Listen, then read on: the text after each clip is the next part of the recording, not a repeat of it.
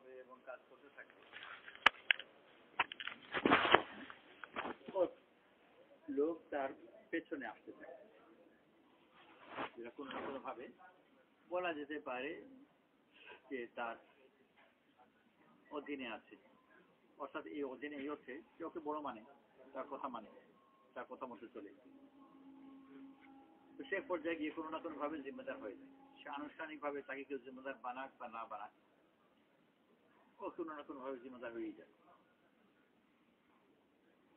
তার প্রভাবের অঞ্চল প্রসারিত হতে থাকবে। আর দিন আমাদের কাছে জিম্মেদারি চায়। हज़रत रहमतुल्लाह अलैह को था, ये काम क्या है, एक जिम्मेदारी है, দায়িত্ব বলে দায়িত্ব নিয়ে চলা। তো এই যে বলি শুনি জিম্মেদারি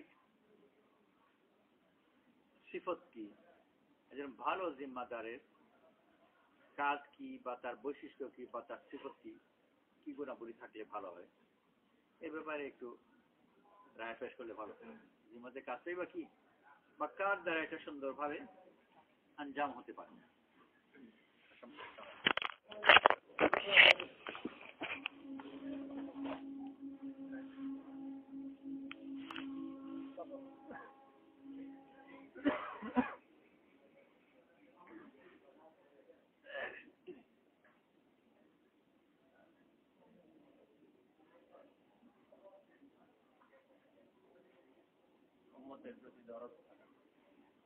উম্মতের প্রতি দরদ থাকা। জিম্মাদার যিনি হবেন তিনার মধ্যে তিনটা গুণ থাকতে হবে। এক নম্বর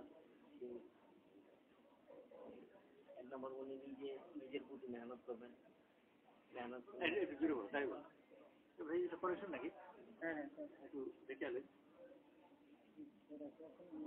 জিম্মাদার তিনি নিজের উপর খুব বেশি মেহনত করবেন, যাতে করে উনি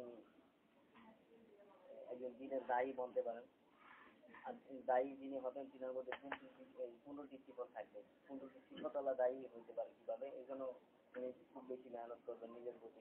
2 নম্বর হলো সাথী ভাইদের প্রতি মেহনত করবেন, সাথী ভাইদের মহব্বতের সাথে রাখবেন এবং সাথী ভাইরা কিভাবে দিনের দায়ী বলতে পারে এর জন্য ফিকির করবেন। 3 নম্বর হলো জিম্মাদার ফাইসাল অনুযায়ী যে মসজিদ যাবেন, মসজিদে মেহনত করবেন, মসজিদের এলাকার প্রতি মেহনত করবেন। এই 3টা সিফত যার দিকে পাওয়া যাবে উনি জিম্মাদার।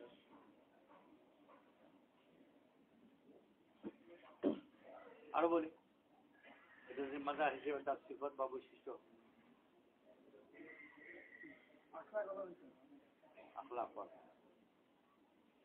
সবরের গুণ। সবার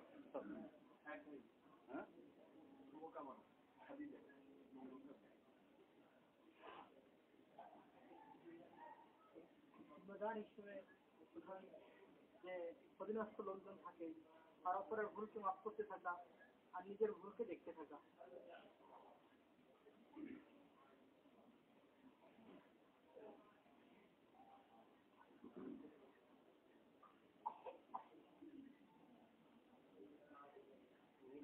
এবং তার সাথী ভাইদের চালানোর একটা ক্ষমতা।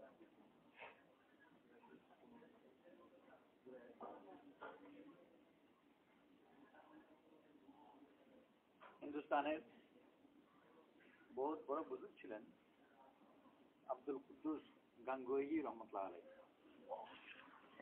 ওনার একজন খুব নামকরা খলিফা নিজামুদ্দিন বালখি রহমতুল্লাহ আলাইহি, উনি বালখে। তো ওনার খেলাফত পেয়েছেন, তারপর উনি বাস চলে গেছেন। ওখানে গিয়ে উনি দিনের কাজ করেন। পরবর্তীতে এক সময় আব্দুল কুদ্দুস গাঙ্গুহি রহমতুল্লাহ আলাইহির ছেলে সম্ভবত আবুল হাসান গাঙ্গুহি, উনি ওনার বাপের খলিফা অর্থাৎ নিজামুদ্দিন বালখি রহমতুল্লাহ আলাইহি ওখানে গেলেন। তো নিজামুদ্দিন বালখি রহমতুল্লাহ আলাইহির কাছে এসেছেন ওনার পীরের ছেলে, খুব আদর যত্ন ওনাকে, পীরের ছেলেকে পীরের মতো তারা দেখেন। ওনার উঁচু আসনে বসিয়েছেন, ওনার খিদমত করছেন, ওনার পায়ের কাছে বসে ওনার কথাবার্তা নসিহত শুনছেন, আদর একেবারে চূড়ান্ত মাত্রায় করলেন। তারপর কদিন থাকার পর উনি চলে আসবেন, বিদায় দিতে গেছেন এগিয়ে। তো যেতে যেতে উনি বললেন, আবুল হাসান গাঙ্গুর রহমাতুল্লাহ যে আমি তো আসলে এইটার জন্য আসিনি, যে আপনি আদর যত্ন করলেন, এই আদর যত্ন পাওয়ার জন্য আমি আসিনি, তাহলে কিসের জন্য? আমি তো এসেছিলাম আমার বাপের কাছ থেকে আপনি যে সম্পদ পেয়েছেন সেই সম্পদের সন্ধান। ফিরিয়ে নিলেন, আর মুহূর্তের মধ্যে ওনার আচরণ বদলে গেল। মানুষ গোলামের প্রতি অত কঠোর হয় না, মান সময় যুদ্ধ কিছু নাই, যা ওখানে গিয়ে বস, বকাবকি ধমক। অনেকদিন পর্যন্ত এইভাবে চলল। কাজ দিলেন ঘোড়ার আস্তাবল পরিষ্কার করা, আর দিনে একটা রুটি। কাজ করতে হতে ঘোড়ার আসল পরিষ্কার করতে হতে একেবারে হাড় চামড়া হয়ে গেল, আর খানাও কম, মাত্র একটা রুটি। অনেকদিন পরে দেখছেন পরীক্ষা করে যে কতটুকু অর্জন হলো। পরীক্ষা করার শুরুতে এটা ছিল যে মেথরানি যে ময়লা নিয়ে যায়, তাকে বলেছে যে ময়লা নিয়ে যাওয়ার সময় এক জায়গায় ক্লান্তের মাঝে যেটা জায়গায় ওখানে গিয়ে বসেন ওই ঘোড়া রাস্তা বলে কাছে, তার গা ঘেঁষে নিয়ে যাবে ময়লা। দেখো কি বলে বা কি করে, তাই করলো, সে ময়লা টুকে একেবারে গা ঘেঁষে নিয়ে গেল। খুব খারাপ লাগলো। বললেন যদি গঙ্গু হতো তাহলে দেখাটাও জোগাড়ের মজা। মেয়েতে এসে বললো যে এই কথা বলেছি। উনি বললেন জাঙ্গু এখনো ভুলে পীর দাদা, পীর মানে জানেন তো, পীরের ছেলে, পীর দাদাগিরি এখনো আছে। আরো অনেকদিন চলল। আরো অনেকদিন যাওয়ার পরে আবার ওই একই পরীক্ষা করল যে একেবারে মলাকে গায়ে কিছু লাগিয়ে দিয়ে দেখুন কি করে। এবার তাই করলো, কিছু বললেন না, চুপচাপ থাকলেন, কিছু বললেন না। এসে জানালো পীরকে গায়ে মলা লাগিয়ে দিয়েছি, কিন্তু এবার কিছু বলেনি। তো বললেন যে এখনো হয়নি। পরের বার আরো শক্ত পরীক্ষা, যে কিছু মলা একেবারে মালে উল্টে ফেলিয়েছে। তাই করলো, মাসের লম্বা আগে কয়েক বছর হয়েছে। তো ময়লা যখন একেবারে ফেলে দিয়েছে, একটা হুজুর খাওয়া ভান করে,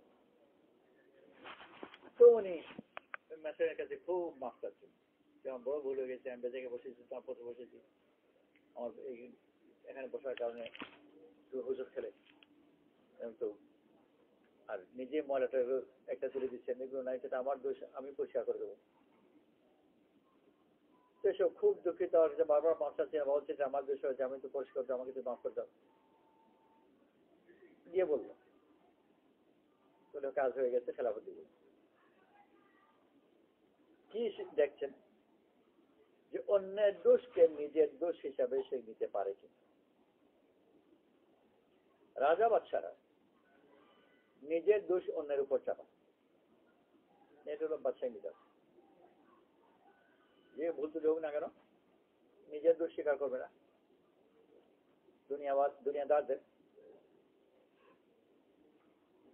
দুনিয়াদারের মধ্যে যারা যত বেশি উপরে উঠবে তত বেশি সে নিজেকে নিরপরাধ মনে করে। আমার তো বুঝতে ইংরেজিতে কথা বলে যার অর্থ হিসেবে দাঁড়ায় যে রাজার ভুল হয়, the king can do no wrong, রাজা ভুল হয় না। যেগুলো ভুল ওগুলো কার? প্রজা, যেটাই হোক না কেন রাজা ঠিক আছে। তো রাজকীয় মিজাজ হলো যে ফায়দা আমি নেব, বোঝা তুমি বহন করবে। উৎপাদন ভালো হয়, ট্যাক্স আমাকে বেশি করে দেবে। উৎপাদন খারাপ হয়, দুর্ভিক্ষ হয়, উপবাস তুমি করবে। আমি আমার ঘন্টা দিয়ে তোমাকে খাওয়াবো, এটা আমি। তোমরা ঠিক মতো কৃষি কাজ করে নি, দুর্ভিক্ষ হবে, ভালো করে আগে করলে না কেন? তো যদি ফসল কম হয় প্রজার দোষ, ভালো হয় রাজার দোষ। আমাকে ট্যাক্স দিতে হবে। ব্যবসা ট্যাবসা সব কিছু ব্যাপারে যুদ্ধে যোদ্ধারা লড়ে আর ওরা মরে, আর যুদ্ধ জিতলে রাজার বিরুদ্ধে বড় খেতাব পায়। ও যুদ্ধে যায়নি, বীরত্ব সবচেয়ে বড় খেতাব ও রাজার। আর যে কি মরে গেছে ও তো মরে গেছে, আর হেরে গেলে ওদের দোষ। এটা হলো রাজনীতি মিজাজ। নবুয়তি মিজাজও তার একেবারেই বিপরীত।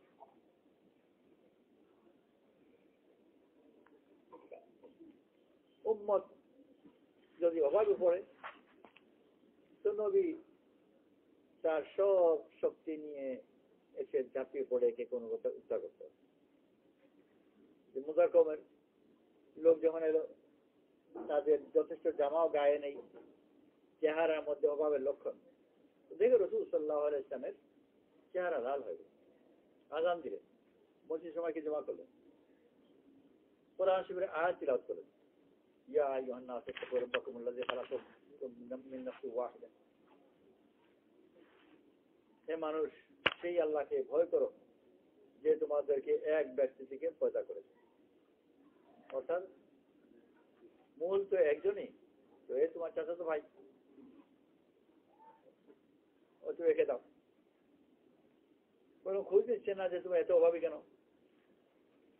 কারণ কি, ওইটা না।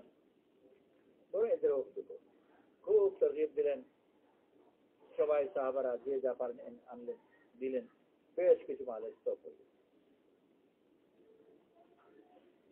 কোন অঞ্চলে যে ফসল খুব ভালো হয়, কোন নবীকে বলবে না যে আমাকে ট্যাক্স দাও, ভালো হয়েছে তোমরা খাওয়া, আলহামদুলিল্লাহ, শুরু করো। অভাব পড়লে নবীর দায়িত্ব তার অভাব দূর করা, ভালো হলে তার লাভ, নবীকে ট্যাক্স দিতে হবে। রাজার ব্যাপারে তো ঠিক উল্টো, অভাব পড়লে তুমি উপবাস করো, ফসল ভালো হলে ট্যাক্স আমাকে দাও। আর যে কোনো কিছু অপ্রিয় কিছু যদি হয় তো রাজারা তার প্রজার উপর দোষটা পাবে, যারা এই ভুল করেছে, অন্যায় করছে। রাজা অত্যাচার করলো, প্রজা বিদ্রোহ করলো, তো প্রজাকে ধরে মারবে, শাস্তি দেবে, কঠোর শাস্তি বিদ্রোহের। আর বাধ্য থাকলেও কষ্ট করুক। কিন্তু নবুয়তি মেজাজ হচ্ছে যে তার সব ব্যাপারেই সব সুবিধাগুলো থাকে, আইন কানুন ব্যাপারে কি করে দুনিয়া মেজাজে পথ যত উপরে সে আইন থেকে তত বেশি মুক্ত। আর যত বেশি আইন কানুন আছে, নিয়ম যত বেশি নিজে যাবে তার উপর তত চাবে। এই আইন ওই আইন কত কিছু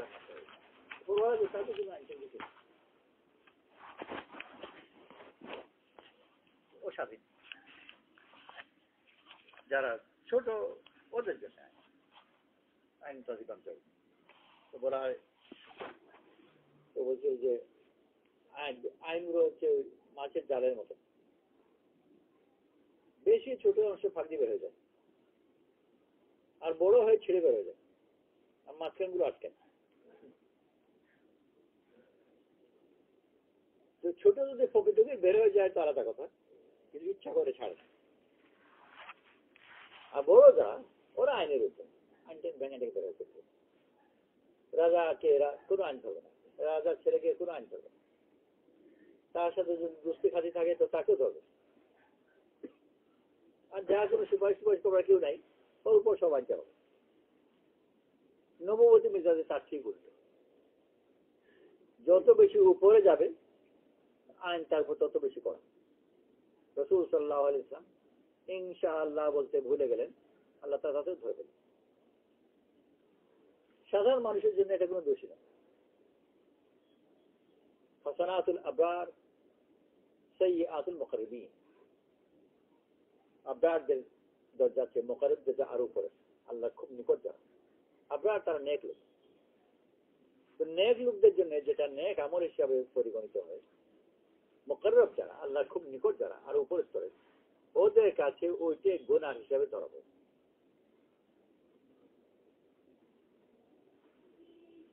যেরকম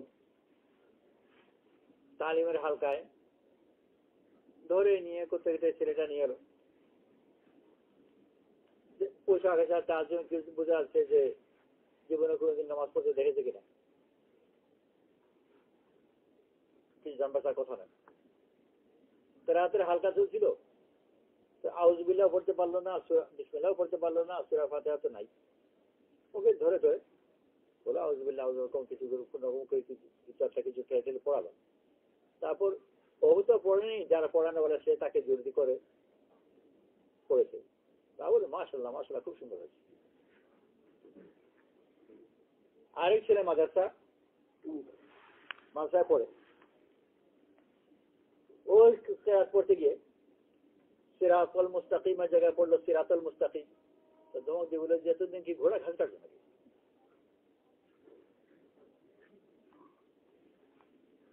কারণ ওকে যে ধরে এনেছে ওর দুর্বল, আর দিনের মেজাজ হলো যত বেশি নিচের হবে, যত বেশি দুর্বল হবে, তত বেশি তার জন্য প্রশস্ত, আর যত বেশি উপরের হবে তত তার উপর করা। যেমন রাসূল সাল্লাল্লাহু আলাইহি ওয়াসাল্লাম ইনশাআল্লাহ কত ভুলে গেলেন, এর জন্য বিগত মুসিবত পড়ে গেলেন। ছোট জিনিসের জন্য ধরা, অন্যদিকে ধরা হবে না।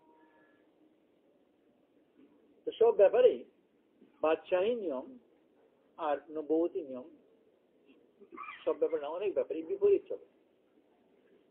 নবুয়তি নিয়মের মধ্যে যত বেশি উপরে উঠবে তারপর তত বেশি করা। রাসূল সাল্লাল্লাহু আলাইহি ওয়াসাল্লাম বিশাল রোজা রাখতেন, বিনা সেরে পর্যন্ত আবার রোজা। সাধারণ মানুষের জন্য এটা নিষেধ করেছে না, তোমরা এরকম করবে নাকে রোজা নবীর ঠিক আছে, অন্যদের জন্য ঠিক না। আর দুনিয়াবি আইনে তো প্রজাকে বলবে অত বেশি খাবে না, একবেলা খেলে হয় না, আর নিজের 10 বেলা খাবে, উল্টো হতে পারে। সাধারণ মানুষের জন্য বিশাল ইজাজত নেই, আর নিজের রোজা রাখতেন। আবু বকর সিদ্দিক রাদিয়াল্লাহু আনহু সব মাল আল্লাহর পথে খরচ করে দিলেন একাধিকবার, কিচ্ছু রাখেন। রাসূল সাল্লাল্লাহু আলাইহি ওয়াসাল্লাম কবুল করলেন। আমদের জন্য এটা জায়েজ না। এমনকি সাদ ইবনে আবি ওয়াক্কাস রাদিয়াল্লাহু আনহু উনি ওনার সম্পূর্ণ সম্পদ দিতে চাইলেন, রাসূল সাল্লাল্লাহু আলাইহি ওয়াসাল্লাম বললেন না, এটা বেশি, 2/3 না তাও বেশি, আধা না তাও বেশি, 1/3 ঠিক আছে এটা, কিন্তু এটাও বেশি। ওখানে উপর ফতোয়া, কেউ তার সম্পত্তি আল্লাহ ওয়াসিতে দিয়ে যায়, মারা যায়, তাহলে যদিও যে দলিল করে তার সম্পূর্ণ সম্পত্তি যে মনে করা মসজিদে দিয়ে দিয়েছে, কিন্তু তবুও দলিল করে দিলেও মসজিদ তার মালিক হতে পারবে না, 1/3 পর্যন্ত হবে, বাকি 2/3 ওর বাড়িতে তার যাবে। ও বলে দিল, দলিল করলো, তখন দিতেই পারে হচ্ছে বেশি। আবু বকর সিদ্দিক রাদিয়াল্লাহু আনহু একাধিকবার দিয়েছে, নিয়েছেন। আবু বকর সিদ্দিক রাদিয়াল্লাহু আনহুর দরজা একটা খাস দরজা, ওনার কাছ থেকে নিঃস্ব করে নেওয়া যায়, বাকি দেখাচ্ছে তো নিয়ে ব্যাপারে কি। যত বেশি দুর্বল হবে, যত বেশি নতুন হবে, কাঁচা হবে, তার উপর তত বেশি সহজ, আর যত বেশি উপরে হবে তত বেশি চাই। ভুল ত্রুটির ব্যাপারে কি বলে? ইনাকে আবুল হাসান রহমতুল্লাহ আলাইকে খলিফা বানিয়ে পাঠাচ্ছে। খলিফা মানে তাকে জিম্মাদারি দিয়ে পাঠাচ্ছে। জিম্মাদারি মেজাজ হবে যে দোষ অন্য করবে আর নিজের উপর নেবে, ওর দোষ না আমার দোষ। এই সিবত যত বেশি থাকতে পারবে তত বেশি সে জিম্মাদার।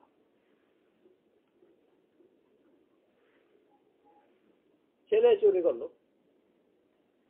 বাপ এই কথা বলবে না যে ছেলে বদমাশ চুরি করে।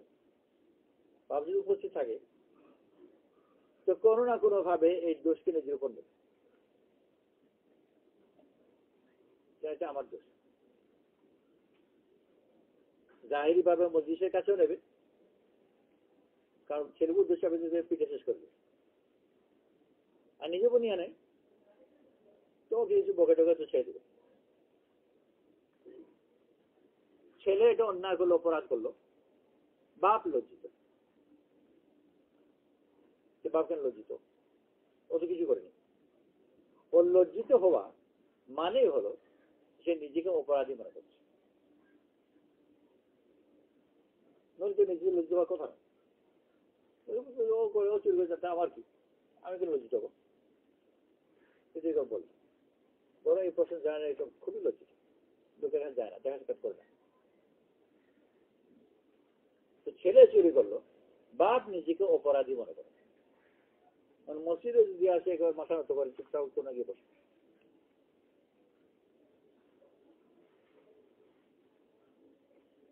তো এইটা হলো জিম্মাদারি। নবী যে হবে, বাপ তার ছেলেকে যত ভালোবাসে, নবী তার উম্মতকে তার চেয়ে বেশি ভালোবাসে।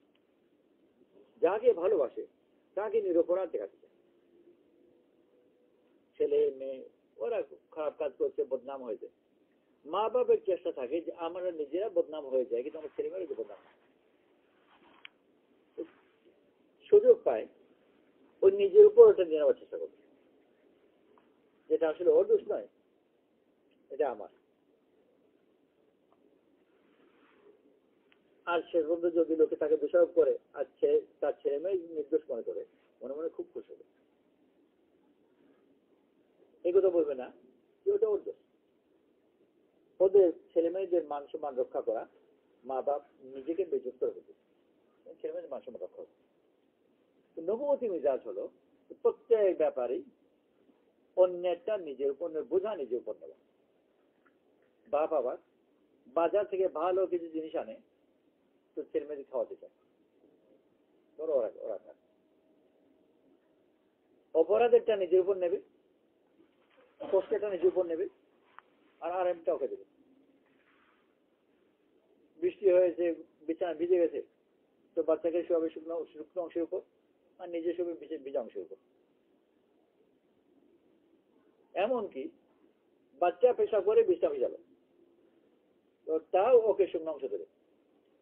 এগুলো বলবেন সেটা ওর দোষ, ও ভিজা শুবে। তো সব খারাপ জিনিস, সব অপরাধ জিনিস নিজের উপর নেবে, আর ভালো যা কিছু মা রান্না বাড়া করলো, মেহমান এলো, মেয়েকে একটু সাথে রেখেছে,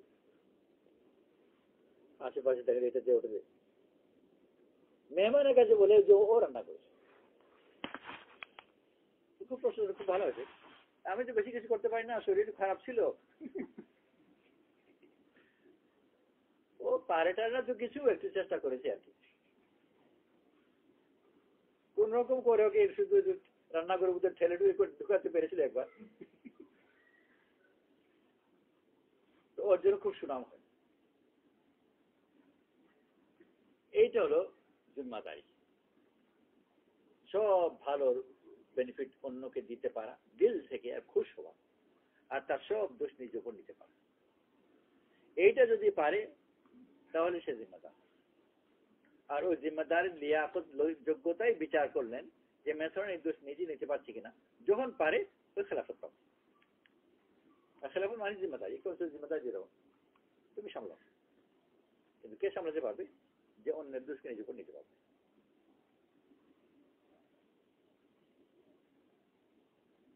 তায়েফের রাসূল সাল্লাল্লাহু আলাইহি ওয়াসাল্লাম গেলেন, খুব খারাপ আচরণ করলেন, আল্লাহ তাআলা নিজে রেগে গেলেন। ফেরেশতাকে পাঠান রাসূল সাল্লাল্লাহু আলাইহি ওয়াসাল্লামের কাছে যে আপনি যদি বলেন তাহলে পাহাড় পিছলা দিকে শেষ করে দিই। রাসূল সাল্লাল্লাহু আলাইহি ওয়াসাল্লাম বললেন যে ওদের দোষ নয়, নিজের দোষ বলেন, কিল্লাতা হিলাতি, আমার কৌশলের অভাব, আমি ঠিক কৌশল মতো দাও দিতে পারিনি, ওদের দোষ নয়, আমার দোষ। তো শাস্তির যে প্রশ্নই উঠে না, বড় তাদের জন্য দোয়া করলেন, এদেরকে হেদায়েত দাও, তাদের যদি না হয় তাদের বংশের লোককে হেদায়েত দাও। আর কোনো শাস্তির কথা বললেন না, বরং বলেন দোষটা আমার, আমি ঠিক মতো দাও দিতে পারিনি, আমার হিলা কৌশলের অভাব, কিল্লাতা হিলাতি। তাহলে মাফ করে দিলেন আর তাদের আওলাদের থেকে পরবর্তীতে আনলেন। তো দায়ী ওই ব্যক্তি যে যাকে দাওয়াত দেবে তার সব দোষ নিজে করতে হবে, তার খয়ের খাওয়াবে, তার শুভকামী হবে এত বেশি। এই শুভকামী কামনের মহব্বতের কারণে তার সব দোষ নিজের উপর চলে আসে। অন্য কথা মানে ইরাস রাহমাতুল্লাহ আলাইহি এক জায়গায় এক বড় বড় লোকের বাড়িতে সকালে 8টার সময় একটা সাক্ষাতের কথা, আরো কিছু গণ্যমান্য লোকজন আসবে, মানে ইরাস মধ্যে যাবেন, তাদের সামনে দাওয়াতের কথা রাখবে। তখন দাওয়াতের কথা একেবারে বেশি চালু নয়, মানে কোনটা সুযোগ পাওয়া মানে বিরাট ব্যাপার। উনি যখন একটা জমিদার গণ্যমান ধরনের লোক, উনি এই সুযোগ দিয়েছে যে ঠিক আছে আমার এখানে আমার আসার কথা, তুমি যদি আসেন তাহলে আমি শুরু করে দেবো, কিছু কথা বলা যাবে। উনি মানে বেশ এটা খুব একটা সুযোগ দিয়ে দেয়, যে সুযোগ উনি পায় না, কথা শুধু তখন কিন্তু শুনতেই চায় না, তার জায়গায় এরকম গণ্যমান এটা বলতে পারলে খুব সুযোগ। মাঝখানে যিনি কথা আদান প্রদান করছে উনি বিচার ভুল করে 8টার জায়গায় বলেছেন 9টা। মানে ইলিয়াস আমাদের এবার 9টার সময় পৌঁছে, সেই জমিদার গরম হয়ে আছে, 8টা থেকে অপেক্ষা করছে, টাকা পয়সা আছে, গরম বলছিস, তারও মেজাজ গরম। তো যখন গিয়েছেন তখন মেহমানরা যাচ্ছে বা চলে যাচ্ছে বা এই ধরনের 1 ঘন্টা পরে গেছে, এগুলো বেশ লম্বা সময়, তো খুব রেগেছে আর খুব বকাবকি করছে, আমাদের কোনো সময়ের জ্ঞান নাই, ইত্যাদি ইত্যাদি ইত্যাদি। যিনি কথাবার্তা বলছিলেন সে ওখানে উপস্থিত, ও বিচার চেহারা একটা কাছে হয়ে গেছে। আর এখনই তো মনে হয় ইলিয়াস বলবেন যে আমাকে তো ভাই 9টার কথা বলা হয়েছিল, আর তখনই কথা বেরোবে যেমন 9টার কথা বলেছিলেন, 8টা কেন? ও বললেই তো তার ভুল দোষ পড়বে। মনে হয় ইলিয়াস মজালে ও বকা খেতে থাকলেন, একবার বললেন না যে আমাকে 9টা বলা হয়েছে, বললেন না। ওই এমন ভাব করলেন যে আমি তো জানতাম 8টাই, কিন্তু আমি আসতে দেরি করে ফেলেছি, ইত্যাদি ইত্যাদি ইত্যাদি, আমাকে 9টা বলা হয়েছিল, এটা বলেন।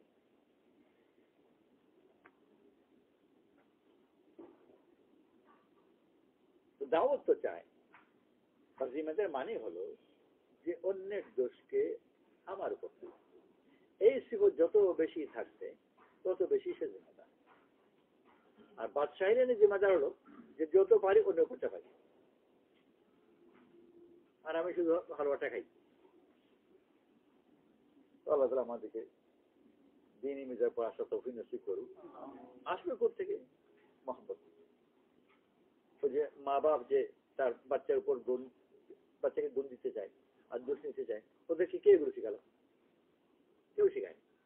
ও সন্তানের প্রতি যে মহব্বত, ওই মহব্বতই এটা শিখায়। সেই জন্য তার মেয়ের গুণ প্রকাশ করতে চায়, ছেলের গুণ প্রকাশ করতে চায়। বাপ নোট সব লিখে টিকে দিয়েছে, পড়ায়, নম্বর ভালো পেয়েছে, লোকজন বলছে মাশাআল্লাহ খুব মেধাবী ছেলে, আর এত এত ভালো রেজাল্ট করলাম, আমি তো ভাবতেই পারিনি। আমার ছেলে তো টিউটারের কাছে যায়, তাও তো করতে পারলো না, ও তো কোনো টিউটারের কাছে যাই না। বাপ একবার বলছে না যে আমি যে পেছনে লেগে আছি, ওইটা বলে না। তারপর এরকম দেখা যায় যে না আমি তো দেখাশোনা করতে পারি না, কোনো টিউটার না, ইয়ে হয়েছে, নিজে নিজে যা কিছু পারে করে আছে। মূল জিনিস হলো মহব্বত। যত বেশি তাকে ভালোবাসতে পারবো তত বেশি তার দোষ দিতে পারবো আর তাকে তার বেনিফিট দিতে পারো, এটা হলো জিম্মাদার শুধু হচ্ছে। এটাই বিচার করেছেন কাউকে যে অঞ্চলে খেলাফত দিয়ে পাঠানো হতো তরিকার মধ্যে, ওই খেলাফত এটাই চায়, তার গুনাহ, তার দোষ আমার, আল্লাহ আমাদের সবাইকে দোষ নসিব করুন। এটাই বলে দিন প্রশস্ত। প্রশস্তির মানে হলো দোষ আমি ধরবো না, ভুল করলাম দোষ আমি করলো, ওটা দেখবোই না, ধরবোই না, দোষ তো আমার, তখন কাকে ধরবো? আর জাহিরি ভাই যদি তার দোষ মনে হয় তো ওইটাকে পাশ কেটে চলে যাবে, ওই দিকে না দেয়। একটা শব্দ ব্যবহার করে তাজাহুল আরিফানা, জেনে তাজাহুল, এটা হলো জাহেল হলো না জানা, আর তাজাহুল কৃত্রিম ভাবে না জাননেওয়ালা হয়ে যায়, বুঝে শুনে এমন ভাব করছে যে যায় না, না দেখার ভান করছে। তো অন্যের দোষগুলো চোখেই যেন না পড়ে, না দেখে ভান করে, চলতে থাকে। প্রথম জমাত পাঠালেন মনে ইলিয়াস আলাই, মসজিদে যাবে, তারপর তালিম করবে, খুব লম্বা চোড়া হিদায়ত দিলে প্রথম জমাত গেল। ওরা মসজিদে ঢুকেই, মসজিদের বাইরে কাফেলায় বসেছে, আর তালিম গাছ বয়ান টান ওগুলো বহুত পরের কথা, ওকে মসজিদে ঢুকেই নি, আর ওখানে বাইরে বসে চটলা করে খুকু টুকু খেয়েছে চলে গেছে। কার বুঝাই যখন কার বুঝাই, তো কার বুঝাই এবার যত সব হৃদায়ত দিয়েছেন, খুব বারবার হৃদায়ত দিয়েছেন, তোগুলো মনে আছে, সেই হিসেবে কার বুঝাই দিয়েছে, মসজিদে গেলাম, কাজ করলাম, এই করলাম, সব বোকা। আর মনে ইরাস থেকে খুশ, মাশাআল্লাহ, মা বাবা বাবা বাবা, চলে যাওয়ার পরে কে বলে সব মিথ্যা বলছে, মনে ইরাস বলে আমি জানি, কিন্তু বাবা খুব দিচ্ছে। ওরা মনে করছে উনি কিছু জান না, তফসিল জানা আছে কি করে ওরা কি করেছে, কিন্তু বাবা দিয়েছে, বাবা দিল থেকে দিয়েছে। এই জিনিসটা মনে করে দেখো, মনে পুরোপুরি একই হয়ে গেছে, এই যে গেল, এই যাওয়াতে বহুত কাজ হয়ে গেছে, এই জন্য দিলতে পুরোপুরি খুশি। আল্লাহ তাআলা কবুল করে আমাদের, নিজেদের দুর্বলকে দেখার আর অন্যকে বড় করে দেখা। সুবহানাল্লাহ, আলহামদুলিল্লাহ।